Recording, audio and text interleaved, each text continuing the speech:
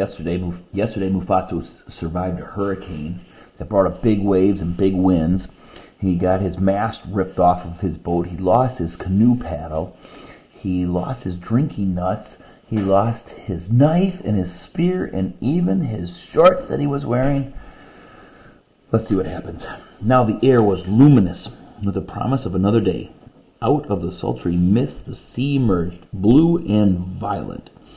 With the coming of a new day, terror raised its head. Mufasa tried to fight it back, to deny its existence, but it gripped his heart with clammy fingers, tightened his throat. He flung himself flat on the floor of the canoe and buried his face in his arms. He must have cried out then. His voice was but a hoarse choke, yet it stirred Yuri to life. The dog's ragged tail gave one feeble thump. With the ghost of a whimper, the animal laid its hot nose against the boy's hand. The brave thump of the dog's tail touched Mufasa profoundly. He caught the animal to him, while a new assurance, a new strength flooded his being. If Yuri could have courage to die, surely he, Mufasa, could not do less. In that instant he heard a whir of fury in the sky above, a beat of a wide wings. Looking upward, the boy's dulled eyes made out the widespread wings of an albatross, circling above the canoe. "Kiwi!" Mufasa cried hoarsely. "Kiwi!" Mufasa cried hoarsely. "Aye, Kiwi!"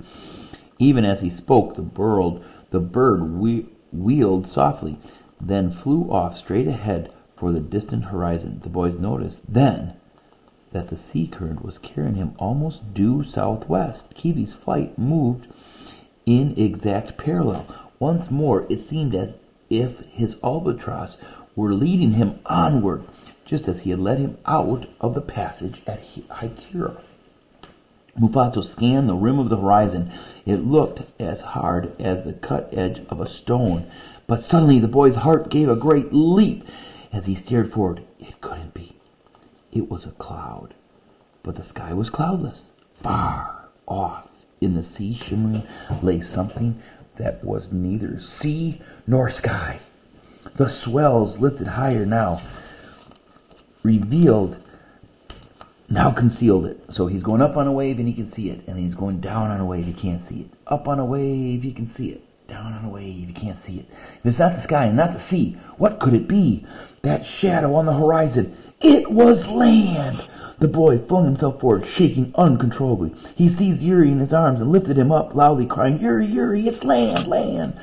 The dog sniffed the air and let a little whimper broke from him.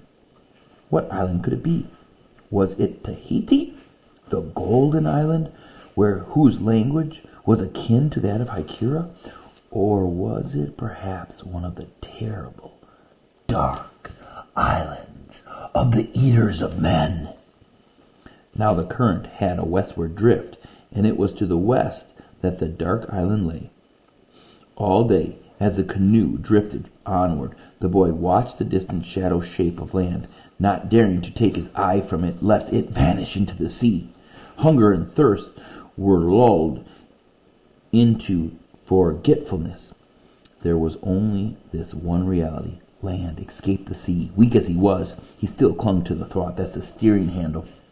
His lips whispering a silent prayer of gratitude. With waning afternoon, the island took more distinct form as the canoe drifted nearer. It was high and peaked, its valleys blue shadows against the paler tone of the sky. Hour by hour, with every lift of the swells, the island rose higher and higher, filling Mufasa's soul with wonder. Haikura, the only land he had ever seen, was as flat as a hand, but a great single peak crowned this strange island. Trees rose green and fair, tier upon tier of them, from the shoreline into the foothills of the purple mountain. Yuri had caught the scent of the land now and was quivering with delight. I wonder if he's going to make it to that island. You think the wind and the waves are just going to push him straight to the island, or do you think he's going to have to try to figure out how he's going to get his canoe over there?